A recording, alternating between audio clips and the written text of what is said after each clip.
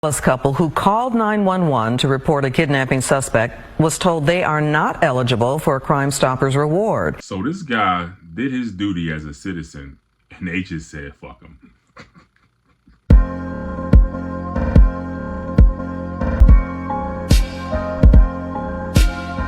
The Jordans were coming home from lunch July 7th when they noticed a face they recognized from the news and a Crime Stoppers billboard, 41-year-old Leonard Neal. With 6 children of their own, the Jordans had taken a good look at the man accused of abducting a 9-year-old boy and 7-year-old girl. Police say he released the boy, but the girl was missing for 12 hours. Police say he sexually assaulted her. That could have very easily been our oldest 2 kids. The Jordans did not just call police. Once Neal got on the bus, they knew they needed to follow it. After getting disconnected from 911, a Dallas police officer called Kenyatta Jordan. Police later released this mugshot. I felt confident that it was him, but I just wasn't 100%. But then I let the window down, and I heard him on there screaming. I said, that's him, baby. That's him. Later, the Jordans learned about the Crime Stoppers reward that had been offered for Neal, a most wanted fugitive. But when they asked about it, they were told they were not eligible. As police work to build trust with the community, the Jordans say this feels like a breach of that trust. First thing I want to say is shout out to those folks, man. I mean, they're real good people for doing that. What they did is not a very easy thing, you know. They saw that criminal, they recognized them, and they followed him, and they made sure it was him, and then they called, you know, the police or whatever, and to get that person arrested and get that person off the street. So, man, shout out to them, because that's a real brave thing, because that can go very, very wrong. You know, if that person thinks you're following them or thinks that, you know, you got the job on them, you don't know what that person's going to do, right? You don't know if he got a gun, you don't know if he got a weapon. And in the video, as you saw, the man got his own kids, he got his own situation. And, you know, they still went out their way to get somebody like that off the streets, man. And you just got to just give love and respect to that. So the next thing is like, how are these cops not paying this man for this, right?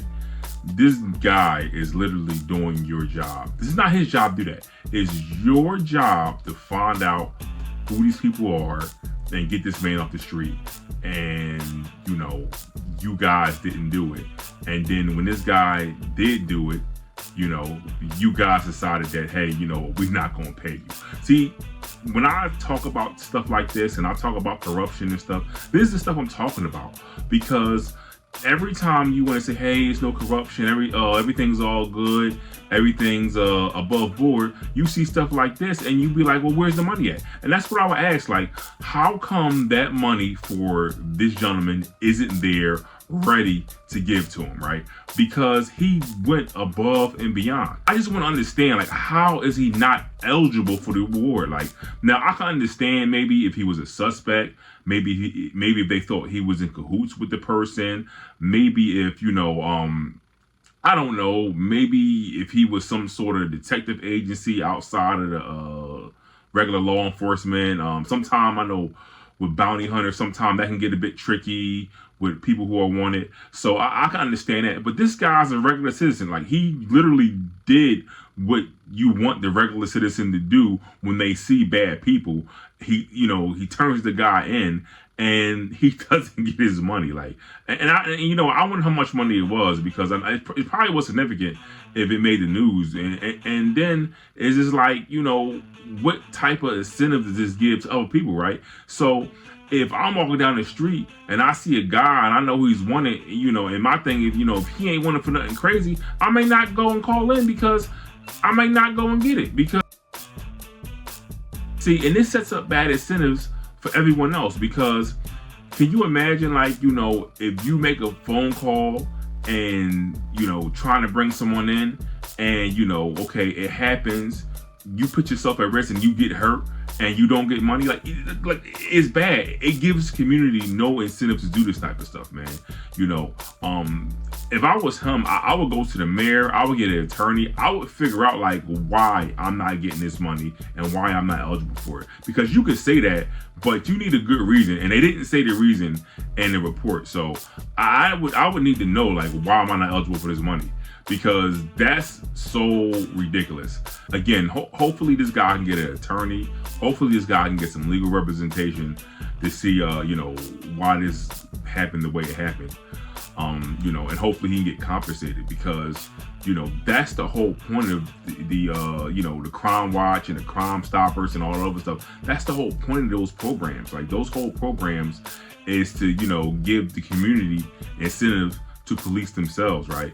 So once you take that away, it's just like we go back to the early 90s, well, not the early 90s, the mid 90s, and then in the early 2000s, you know, stop snitching, right? We go back to that culture, right? Hey, man, I don't care who he is. I ain't telling nobody, because there's no incentive. There's no reward for telling on anybody, right? So, you know, we'll just go back to stop snitching. I'm not saying that's good, that's terrible, but that's what happens when you sit up there and you lie and you play on people's emotions about this type of stuff, man. Because a lot of times, you know, that guy could have been doing something else. That guy could have been at work. That guy could have been taking care of his kids. He could be doing 100 other things. But here he is following this guy, trying to be a good Samaritan, and this happens, man. So, you know, I don't got too much more to say on this, man.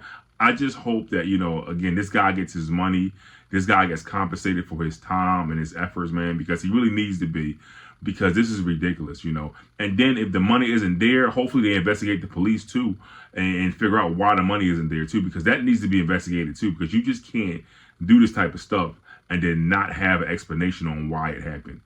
All right, guys, that's all I got for this video. This one kind of short, but, you know, I'm just sharing my thoughts on this. Hopefully, you know, like I said, this guy gets what he needs, and, you know, I'll see you guys on the next one. All right, thank you.